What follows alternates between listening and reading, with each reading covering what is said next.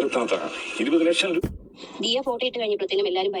ഞാനൊരു ഒരു വീഡിയോ വെച്ചില്ലേ തീർത്താത്ത, അത് നമ്മുടെ ജിനോസിന്റെ പഴയ കുറെ വീഡിയോസ് ആണ്. എന്റെ പൊന്നെ പുള്ളി വേറൊരു ലെവലായിരുന്നു കേട്ടാ. ഞാൻ ഈ അടുത്ത സമയത്താണ് ഈ വീഡിയോസ് ഒക്കെ കാണുന്നത്. അടുത്ത സമയത്തല്ല, ഈ വീഡിയോ ഒരു മിന്നായം പോലെ കണ്ടിട്ടുള്ളായിരുന്നു. പണ്ടം കണ്ട് ട്രോളിൽ മാത്രം കണ്ടുപോയ ഒരു വീഡിയോ ആണ്. അപ്പോൾ അതിന്റെ കുറച്ച് ലിങ്കും കാര്യങ്ങളൊക്കെ കിട്ടിയിട്ടുണ്ട്. ഞാൻ അതിന്റെ ഒരു ചെറിയൊരു പോർഷൻ മാത്രം നിങ്ങൾക്ക് അവസാനം ഒന്ന് വെച്ച് തരാം. ഓക്കെ, നമുക്ക് താത്തയുടെ കാര്യം സംസാരിക്കാനുണ്ട്. പിന്നെ അതുപോലെ തന്നെ നിമിഷയുടെ കാര്യം. ഈ നിമിഷയ്ക്കെതിരെ എന്താ ഈ താത്ത സംസാരിക്കാത്തത് ഞാൻ പലവട്ടം ആലോചിച്ചിട്ടുണ്ടായിരുന്നു. ഈ നിമിഷ രേണുസുതിയുടെ അടുത്ത കൂട്ടുകാരിയായിരുന്നു. പിന്നെ നിമിഷം രേണുസുതി അടിച്ച് പിരിഞ്ഞിട്ടും ഉണ്ടായിരുന്നു. ഓക്കെ, അപ്പോൾ ഈ രേണുസുതിയെ കൂടുതലും ഇപ്പം നിമിഷ ഇടയ്ക്കിടയ്ക്കൊക്കെ വന്ന് വിമർശിക്കാറുണ്ടായിരുന്നു. ഓക്കെ, എന്തോ ആയിക്കോട്ടെ, അവരുടെ ഇടയിലെ പ്രശ്നങ്ങളും കാര്യം എന്തോ ആയിക്കോട്ടെ, നമ്മൾ പണ്ട് ചർച്ചയാണ്. ഇപ്പം അതിനെക്കുറിച്ച് എടുത്തുകൊണ്ട് വരേണ്ട ഒരു ആവശ്യമില്ല. പറയാൻ വന്നൊരു കാര്യം എന്താണെന്ന് വെച്ചാൽ, താത്ത എന്തുകൊണ്ട് ഇവർക്കെതിരെ സംസാരിക്കുന്നില്ല? ഇവർ എത്രയൊക്കെ ലൈവിൽ വന്നിട്ട് കാണിച്ചിട്ട് എന്തുകൊണ്ട് സംസാരിക്കുന്നില്ല? അത്രയ്ക്ക് വല്ല ആത്മബന്ധം വല്ലതും ഉണ്ടോ? ഈ ഇടയ്ക്ക് ഈ ദയയുടെ കാര്യം പറഞ്ഞപ്പോൾ നിമിഷയെക്കുറിച്ച് ഞാൻ കുറേ കാര്യങ്ങളൊക്കെ കണ്ടു, ഞാൻ പ്രതികരിക്കാൻ പോകാന്നൊക്കെ പറഞ്ഞിട്ട് എന്താ പ്രതികരിക്കാത്ത? നിമിഷ വർഷങ്ങൾ കൊണ്ട് ഇതിൻ്റെ അപ്പുറത്തെ ഡോസും കാര്യങ്ങളാണ് ഈ പറയുന്ന യൂട്യൂബിൽ ചെയ്ത് കൂട്ടുന്നത്. ഓക്കെ, ഇതിൽ നിമിഷ പറയുന്ന കുറച്ച് കാര്യങ്ങളൊക്കെ ഒന്ന് കേട്ടിട്ട് വരാം. അതുപോലെ തന്നെ നമ്മുടെ ചാനൽ ആദ്യമായിട്ട് കാണുന്നവരെല്ലാവരും സബ് ചെയ്തൊക്കെ നിങ്ങളുടെ അഭിപ്രായങ്ങൾ കമന്റ് ബോക്സിൽ രേഖപ്പെടുത്തുക, ലൈക്ക് കൊടുക്കുക, ഹൈപ്പ് കൊടുക്കുക, ഫേസ്ബുക്കിൽ കാണുന്നവരൊന്ന് ഫോളോയും കൂടെ കൊടുക്കുക. ഞാനൊരു ഫോട്ടോ ഇട്ട് കഴിഞ്ഞപ്പോൾ ആൾക്കാർ കണ്ട് വഴിതെറ്റുന്നു, അല്ലെങ്കിൽ അത് മോശമാണ്, അവിടെ കാണുന്നു ഇവിടെ കാണുന്നു എന്നുള്ള പ്രശ്നങ്ങളൊക്കെ ആയിരുന്നു. അപ്പൊ അതെന്താണ് അങ്ങനെ രണ്ടുപേരെ രണ്ട് രീതിക്ക്? ചേച്ചി, അവള് സബ്സ്ക്രിപ്ഷൻ തുടങ്ങിയിട്ടില്ല, അവള് ലൈവിൽ വന്നിട്ട് ഇതുപോലെയുള്ള അപരാധങ്ങൾ കാണിക്കുന്നില്ല. ചേച്ചി അത് ആദ്യം ചിന്തിക്ക്. ഞാനൊരു കാര്യം പറയട്ടെ, 3 വർഷം മുമ്പ് ആ കൊച്ചിൻ്റെ അടുത്തൊരു ഫോട്ടോയാണ്. അത്യാവശ്യം ആ കൊച്ചി ഈ കോഴ്സും കാര്യങ്ങളൊക്കെ ചെയ്ത് മോഡലിംഗ് ഒക്കെ ചെയ്ത് കൂട്ടുന്നൊരു കൊച്ചാണ്. നിങ്ങൾ എന്താ കാണിക്കുന്നത്? ഇതും തമ്മിൽ ഒരുപാട് ഡിഫറൻസും കാര്യങ്ങളും ഉണ്ട്.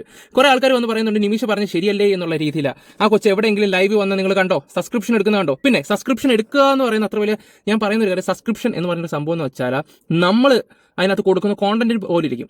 ഞാനിപ്പോൾ ഒരു പാട്ടുകാരനാണെങ്കിൽ എനിക്കൊരു സബ്സ്ക്രിപ്ഷൻ എടുക്കാം, എന്നിട്ട് എൻ്റെ പാട്ട് നിങ്ങൾക്ക് ആർക്കും കേൾക്കട്ടെ, എൻ്റെ ഗാനങ്ങൾ അതിനകത്ത് സുഖമോ വേണ്ട, ആ ഗാനങ്ങളൊക്കെ അതിനകത്ത് വേണമെങ്കിൽ വെക്കാം, നിങ്ങൾക്ക് പൈസ കൊടുത്ത് വേണമെങ്കിൽ കാണാം. ചിലവരെ ഡാൻസ് അതിനകത്തിലും, നമ്മുടെ സൗഭാഗ്യ പോലുള്ള, സൗഭാഗ്യ നമ്മുടെ പേര് താരക്കല്ലിൽ, പുള്ളി ഡാൻസ് ആടുന്നത് സബ്സ്ക്രൈബ് ചെയ്ത് കഴിഞ്ഞാൽ നമുക്ക് കാണാൻ പറ്റും. ഇൻസ്റ്റാഗ്രാമിൽ രേണു സബ്സ്ക്രിപ്ഷൻ ചെയ്ത് എന്താണെന്ന് എല്ലാവർക്കും അറിയാം.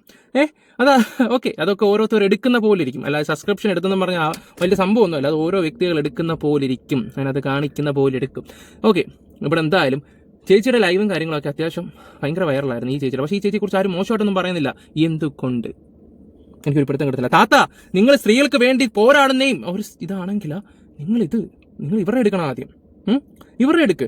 ആ പെണ്ണിന്റെ എന്തോ ഒരു മുക്കും മൂലയും മാത്രം കണ്ടിട്ട് എന്തുവാ ഇതൊക്കെ കണ്ടിട്ട് ആണുങ്ങൾ വന്നിട്ട് എന്തൊക്കെയാ പറഞ്ഞത് നമുക്ക് എല്ലാവർക്കും അറിയുന്ന കാര്യങ്ങളൊക്കെ തന്നെ.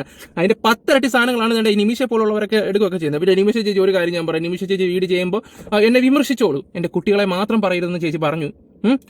നമ്മളെന്തായാലും കുട്ടികളൊന്നും പറയാറില്ല. കുഞ്ഞുമക്കൾ നല്ല രീതിയിൽ പോട്ടെ, നമുക്ക് സന്തോഷം മാത്രമേ ഉള്ളൂ. നമ്മളൊന്നും പിള്ളേരെ പറയാനൊന്നുമില്ല, അത് വേറെ കാര്യങ്ങൾ. പിന്നെ ഒരു കാര്യം, സ്ട്രൈക്ക് അടിക്കരുത്. താത്തയോടും കൂടെ ഞാൻ പറയുന്നത്, താത്ത സ്ട്രൈക്ക് അടിച്ചാൽ താത്തയുടെ നിലവാരം പോകും കേട്ടാ. ഉള്ള കാര്യം ഞാൻ തുറന്നു പറയാം, താത്തയുടെ നിലവാരം പോവും. ഇത്രയും ബ്രാൻഡ് യൂട്യൂബിലെ ബ്രാൻഡാന്ന് പറയുന്ന ആൾ സ്ട്രൈക്ക് അടിച്ചാൽ നാണക്കേടാ ചേച്ചി. ഞാൻ ഉള്ള കാര്യം തുറന്നു പറയാം. ഞാൻ അടുത്തൊരു വീഡിയോ എൻ്റെ അപ്പുറത്തെ ചാനലാണെങ്കിൽ ഞാൻ നിങ്ങൾ അടിച്ചിരിക്കും, ഉറപ്പാണ്. ബ്രാൻഡാണ്. അങ്ങനെ ഒരു വ്യക്തികളൊക്കെ ഇങ്ങനെ സ്ട്രൈക്ക് അടിച്ച് വെറുതെ ഇത് ഉള്ള വില കളയരുത്. അതുപോലെ തന്നെ നിമിഷ ചേച്ചിയോടും. അതിന് ചേച്ചി പറ കേട്ടെ. ഓക്കെ,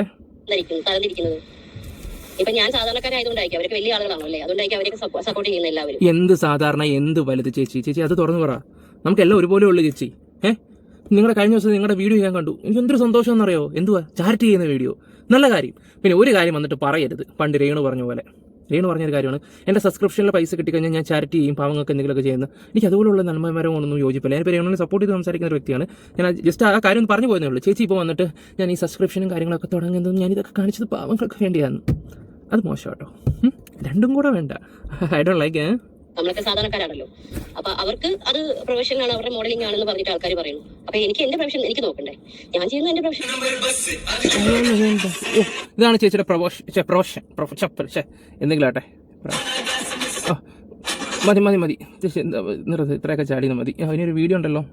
എന്നെ പറഞ്ഞോട്ടെ, ഞാൻ അതിനൊന്നും പറയുന്നില്ലല്ലോ ആരോടും. എന്നെ നിങ്ങൾ വെടിയെന്നോ പടക്കുന്നോ മുതുക്കിന്നോ അമ്മായിന്നോ അവരാതിന്നോ എന്ത് വേണം വിളിച്ചോ. എന്റെ കുഞ്ഞുങ്ങളെ എന്തിനു പറയാം? സുനിലിന്റെ കുഞ്ഞുങ്ങളെ പറഞ്ഞാൽ സുനിലിന് പിടിക്കുവോ? അത് ശരിയാ, കുഞ്ഞുങ്ങളെ പറയരുത്, വീട്ടിലിരിക്കുന്ന കുഞ്ഞുങ്ങളെ പറയരുത്. പിന്നെ ചില ആൾക്കാരൊക്കെ ചേച്ചി ഇതുപോലൊക്കെ ലൈവ് വന്ന് കഴിയുമ്പോൾ നമ്മൾ ആഗ്രഹിക്കുന്ന കാര്യങ്ങൾ കാണിച്ചു കൊടുത്തില്ലെങ്കിൽ, അല്ലെങ്കിൽ മിണ്ടിയില്ലെങ്കിൽ, അല്ലെങ്കിൽ റിപ്ലൈ കൊടുത്തില്ലെങ്കിൽ വീട്ടിലിരിക്കുന്ന കുഞ്ഞുങ്ങളെയൊക്കെ സംസാരിക്കുന്ന കുറേ ആൾക്കാരുണ്ട്. ഈ താത്തയാണെങ്കിൽ പോലും ഈ പറയുന്ന കുഞ്ഞുങ്ങളെ വെച്ച് സംസാരിച്ചിട്ടുണ്ട്. നിന്റെ കുഞ്ഞുങ്ങൾക്ക് കൊടുക്കടി, നിന്റെ അതാണ് മറ്റേയാണ്, അതൊക്കെ പറഞ്ഞിട്ടുണ്ട്. നമുക്കിതെല്ലാം അറിയാം. ഓക്കെ, എന്റെ പിള്ളേർക്ക് വേണ്ടിട്ട് എന്റെ മക്കൾക്ക് വേണ്ടി എന്റെ മക്കൾക്കെതിരെയുള്ള ഒരു മോശം, ഒരു മെനകെട്ട സംസാരം എന്റെ ഫോണിൽ വരാൻ പാടില്ല. അത്രേ ഉള്ളൂ. എന്നെ നിങ്ങൾ എന്താ ഒരാദ്യത്തരം വേണമെങ്കിലും പറഞ്ഞു. പുള്ളിക്കാരി നേരെ പോ. പക്ഷെ ഇച്ചിരി ഓവർ ആവുന്നുണ്ട് കേട്ടോ ലൈവിൽ കിടന്നിട്ട്. റെഡിയാണ് സാറുമാരെ ഓപ്ഷൻ എടുക്കാനുള്ള ഈ കമന്റിന് ഓപ്ഷൻ എടുക്കാനുള്ള ഇത് ഉണ്ടെന്ന് പറഞ്ഞിട്ട് പോലും അത് വേണ്ടാന്ന് പറഞ്ഞ ആളാണ് ഞാൻ എന്റെ പേരിൽ. കാരണം എന്നെ അവർ പറഞ്ഞോട്ടെ. പക്ഷെ എന്റെ കുഞ്ഞുങ്ങളെ പറഞ്ഞാൽ ഏതറ്റം വരെ ഒരു അമ്മ എന്ന നിലയ്ക്ക് ഞാൻ പോയിരിക്കും 100%. അതാരാണെങ്കിലും ചെറിയൊരു കമന്റ് ആണെങ്കിലും ഞാനത് കൊടുക്കും. കൊടുക്കേണ്ട കാര്യമില്ല. എനിക്ക് സ്ക്രീൻ റെക്കോർഡ് എടുത്ത് ഇവിടുന്ന് നേരെ പൊക്കോളും. എനിക്ക് ഇനി സ്റ്റേഷനിൽ പോലും പോകേണ്ട ആവശ്യമില്ല. സാറിന്റെ ഫോണിന്റെ പേഴ്സണൽ നമ്പർ അതെനിക്ക് ഇഷ്ടപ്പെട്ട്. സ്റ്റേഷനിൽ പോകേണ്ട ആവശ്യമില്ല. എനിക്ക് സാറിന്റെ പേഴ്സണൽ നമ്പർ ഉണ്ട്. എന്തായാലും എൻ്റെ പൊന്നെ സാറേ, സാറിൻ്റെ ഒക്കെ ഒരു ബെസ്റ്റ് ടൈമേ. നല്ല സാറാ, കൊള്ളാം. പേഴ്സണൽ നമ്പറൊക്കെ കൊടുത്തിട്ടുണ്ട്. സാറും സബ്സ്ക്രൈബറൊക്കെ ചെയ്ത് കാണുമായിരിക്കും. ഓ, ഇനി ഇതെടുത്തുകൊണ്ട് പോയി ഇനി സാറിനെ കാണിക്കുമൊന്നും ചെയ്യില്ല. ഡാനി സത്യം പറഞ്ഞ് സാറിൻ്റെ സബ് ഒക്കെ ചെയ്തിട്ടുണ്ടെന്ന്. അപ്പോൾ സാറന്മാരൊക്കെ ഇനി നമ്മളെ നെഞ്ചത്തോടെ കയറാൻ വരുമോ?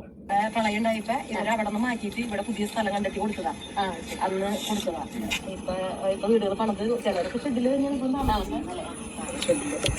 പണി പൂർത്തീകരിച്ച് കഴിയുമ്പോൾ എല്ലാവരും ചില വീടുകൾ കുറച്ചൊക്കെ ആയിട്ടുണ്ട്. ഇതിന്റെ ഉള്ളിൽ കൂടെ തന്നെ ഈ വഴിക്ക് ഓക്കെ, ചേച്ചിയുടെ ചാരിറ്റിയുടെ ഒക്കെയാണ് കുറേ കാര്യങ്ങളൊക്കെ ഉണ്ട്. എനിക്ക് ഞാനതൊക്കെ ഒന്ന് വെച്ച് തരാം. നാട്ടുകാർക്ക് മൊത്തം എന്റെ മക്കളെ പറ്റി അങ്ങ് വിഷമമാണ്. ആ സ്കൂളിൽ പഠിപ്പിക്കുന്ന ടീച്ചർമാർക്ക് വിഷമില്ല, അതിനകത്ത് എച്ച്എമ്മിന് വിഷമമില്ല, ഉണ്ടാക്കിയ തന്തയ്ക്കും നിലയ്ക്ക് വിഷമമില്ല, അവരെ അപ്പാപ്പനും അമ്മാമ്മയ്ക്കും വിഷമമില്ല, അവരുടെ അപ്പനും അമ്മയ്ക്കും വിഷമമില്ല. പക്ഷെ നാട്ടുകാർക്ക് അങ്ങ് വിഷമം എന്റെ മക്കളെ പറ്റി. അത്ര വിഷമമുള്ളവരാണ് നിങ്ങൾ എല്ലാവരോടും ഷെയർ ഇട്ടോ 25 ലക്ഷം രൂപ എന്റെ പേരിൽ ഇട്ടുക, അല്ലെങ്കിൽ പോട്ടെ എന്റെ മക്കളുടെ പേരിൽ ഇട്ടുക. അത് നിങ്ങളെ കൊണ്ട് ആരെ കൊണ്ടെങ്കിലും പറ്റുമോ? ഉപദേശത്തിന് കാശൊന്നും വേണ്ടല്ലോ അല്ലേ? എല്ലാവർക്കും ഉപദേശം കൊടുക്കുക, ആർക്കും കാശ് വേണ്ടല്ലോ ഉപദേശിക്കുന്നതിന്. ഞാനൊരു കാര്യം പറയട്ടെ. ഇവരുടെ ഹസ്ബൻഡ് ഉണ്ടോ അവർക്ക്? എനിക്ക് അറിയത്തില്ല അതിനെക്കുറിച്ചൊന്നും. ഞാൻ കൂടുതലൊന്നും ചിന്തിക്കാനൊന്നും പോയിട്ടൊന്നുമില്ല. ഉണ്ടെങ്കിൽ ആ പുള്ളിക്കാരനെ ചോദ്യം ചെയ്യുന്ന രീതിയിലത്തെ സംസാരം ഇപ്പോൾ ചേച്ചി സംസാരിച്ചത്. അവന് നട്ടിലില്ലാത്തതുകൊണ്ടാണെന്നുള്ള രീതിയിൽ ചിലപ്പോൾ സംസാരം വരും. പറഞ്ഞു മനസ്സിലായി ചേച്ചി. പിന്നെ നിങ്ങളിപ്പോൾ വർഷങ്ങൾ കൊണ്ട് ഈ പറയുന്ന ലൈവ് അതും ഇതൊക്കെ കാണിക്കുകയൊക്കെ ചെയ്യുന്നുണ്ട്, ഓരോ കോപ്രായങ്ങൾ കാട്ടിക്കൂട്ടുകയൊക്കെ ചെയ്യുന്നുണ്ട്. എന്തായാലും നിങ്ങൾ നാട് മൊത്തം ചാരിറ്റി എന്ന് പറഞ്ഞ് നടക്കുന്നുണ്ടല്ലോ കുറേ കാര്യങ്ങളൊക്കെ ആയിട്ട്. ആദ്യം വീട്ടിലെ കാര്യങ്ങളോ അല്ലെങ്കിൽ പിള്ളേരുടെ കാര്യങ്ങളൊക്കെ സെറ്റിൽ ചെയ്യാൻ നോക്ക്. എന്നിട്ട് ഈ പറഞ്ഞ ചാരിറ്റി ആയിട്ട് ഇറങ്ങും. അല്ലാതെ പിന്നെ ആൾക്കാരാകുമ്പോൾ എങ്ങനെ സോഷ്യൽ മീഡിയ വരുമ്പോൾ ആൾക്കാർ ചിലപ്പോൾ വിമർശിക്കുകയൊക്കെ ചെയ്യും. അത് ചിലപ്പോൾ കേട്ടോണ്ടിരിക്കേണ്ടി വരും. അതങ്ങ് ഇരിക്കണം, ഇരുന്നേ പറ്റൂ. കാണിക്കുന്നത് അത്ര നല്ല കാര്യങ്ങളൊന്നും അല്ലല്ലോ. ആ സ്കൂളിൽ പഠിപ്പിക്കുന്ന ടീച്ചർമാർക്ക് വിഷമില്ല, അതിനകത്ത് എച്ച്എമ്മിന് വിഷമമില്ല, ഉണ്ടാക്കിയ തന്തയ്ക്കും നിലയ്ക്ക് വിഷമമില്ല, അവരെ അപ്പാപ്പനും അമ്മാമ്മയ്ക്കൊന്നും ഒരു വിഷമമില്ല. അതേണ്ടേ, ഇതാണ് പുള്ളിയുടെ ചാരിറ്റി വീഡിയോ. വേറെ ഒരെണ്ണം കൂടെ വെച്ചാൽ നമ്മളെ കൊണ്ട് പറ്റുവാന്ന് സാധിച്ചു കൊടുത്തേ. വലുതായ പിന്നെ കൊച്ചുങ്ങൾക്ക് ചെറിയ ചെറിയ ആഗ്രഹങ്ങളൊന്നും ഉണ്ടാകുകയാണ്. അതുകൊണ്ട് ഈ കൊച്ചു പറയുന്നത് എന്നാന്ന് വെച്ചാൽ നിന്നെ കൊണ്ട് പറ്റുവാന്ന് അങ്ങ് സാധിച്ചു കൊടുക്കും. ഓക്കെ, ഇതൊക്കെ കണ്ടിട്ട് ഇപ്പോൾ വന്നിട്ട് പറയുന്നത് ചാരിറ്റിയുടെ ആണെന്നാ പറയുകയൊക്കെ ചെയ്യുന്നത്. ഇതൊക്കെ കേൾക്കുമ്പോഴാണ് കോമഡി ആവുന്നത്. ചാരിറ്റിക്ക് വേണ്ടിയാണ് ഞാൻ ഇതുപോലെയുള്ള കാര്യങ്ങളൊക്കെ ചെയ്യുന്നത് പറയുന്നത്. എനിക്ക് വലിയ യോജിപ്പും കാര്യങ്ങളൊന്നുമില്ല. നമ്മുടെ ജിനൂസിൻ്റെ ഒരു വീഡിയോ ഉണ്ട് കേട്ടോ, നമ്മുടെ താത്തയുടെ. അതും കൂടെ ഞാനൊന്ന് വെച്ചുതരാം. നിങ്ങളൊന്ന് ആലോചിച്ച് നോക്ക്. താത്ത പല ആൾക്കാർക്കും പല പെൺകുട്ടികൾക്കും വേണ്ടി ഇറങ്ങിത്തിരിക്കുന്നുള്ളൂ. ഈ പറയുന്ന മഞ്ജുപിള്ളയുടെ മോളെയൊക്കെ പറഞ്ഞ് നിങ്ങളെല്ലാം കേട്ടല്ലോ. ആ പെണ്ണ് ആ പടം 3 വർഷം മുമ്പ് നടത്തിയ ഒരു ഫോട്ടോഷൂട്ടും അല്ലാതെ ഒന്നും അത് ചെയ്തിട്ടില്ല. അതിന് ഇത്രയും പറയാമെങ്കിൽ ഇവരൊക്കെ വന്ന് കാണിക്കുന്ന ഇതിനേക്കാളും വലിയ തോന്നിവാസങ്ങളാണ്. ഇവരെയൊന്നും പറയുന്നില്ല. എനിക്ക് തോന്നുന്നു രേണുവിനെയൊക്കെ എതിർത്ത് സംസാരിച്ച വ്യക്തികളായതുകൊണ്ടായിരിക്കാം ചിലപ്പോൾ.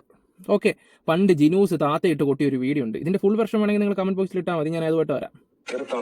20 ലക്ഷം രൂപ നേടി ചെക്ക് കൊടുത്തുകൊണ്ടിരുന്ന സമയത്ത് ബഹളം വെക്കുകയും എന്നെ തെരുവിളിച്ചിറങ്ങിപ്പോവുകയും ചെയ്തു. അതിനുശേഷം പത്രസമ്മേളനം നടത്തി. എന്നാൽ തന്റെ തെറ്റ് മനസ്സിലാക്കിയ തെരുത്താത്ത തിരിച്ച് വന്നിരിക്കുകയാണ്. വീണ്ടും ഹോട്ട് സീറ്റിലേക്ക് സ്വാഗതം ചെയ്യാം തെരുത്താത്ത.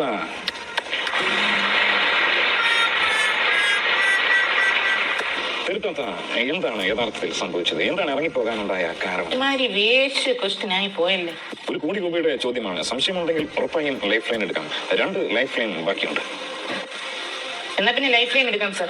ചെറിയൊരു സംശയം ഉണ്ട്. 1 കോടി രൂപയ്ക്ക് തെരുത്താത്ത ലൈഫ് ലൈൻ ആവശ്യപ്പെട്ടിരിക്കുകയാണ്. ഏത് life line? Phone a front.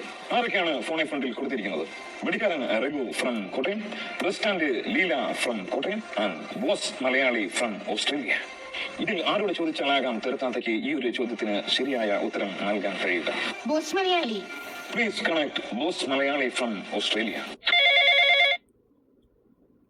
നമസ്കാരം, ബോസ് മലയാളിയല്ലേ?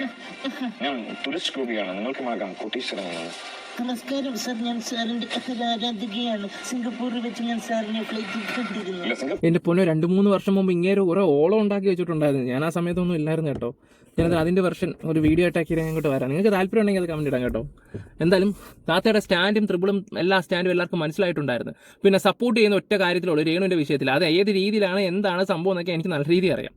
ഒരു നാൾ നിങ്ങൾക്കത് തിരിച്ചടിക്കും. ഉറപ്പായിട്ടും അടിച്ചിരിക്കും. ഉറപ്പായിട്ടും. കൂടുതലായിട്ടൊന്നും ഞാനിവിടെ പറയുന്നില്ല. Bye, love you all guys. Okay, by.